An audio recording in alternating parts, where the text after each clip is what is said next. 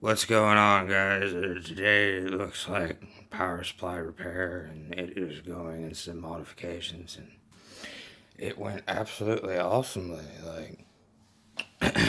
Went great. The PV here tripped on me, and I absolutely knew it was the IC for that trip side, and these always went bad from the old unit design.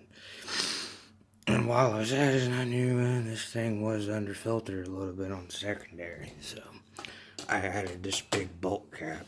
You can see it here, down here, and just tied in some stuff. And that is a 6800 UF, like 16 volt Rubicon.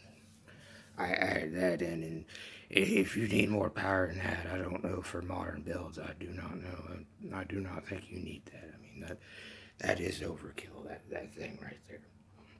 But yeah, it's working, and I'm not sure what tripped it. Something, it could have been anything that tripped that. I mean, but there's just the IC. It's just a little chip went bad. I mean, but we absolutely do have power, and it does fire up, and I will show you and just how to router your Walmart unit. Do that. I mean, these things are cheap, and you know. I mean, there's something to mess with in the house. I mean, I do not know. But we do have some power. It's working.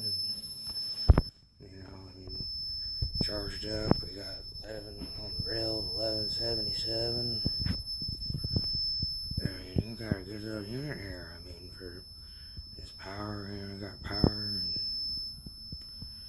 this is what I want you to do, absolutely, these units, if you find one.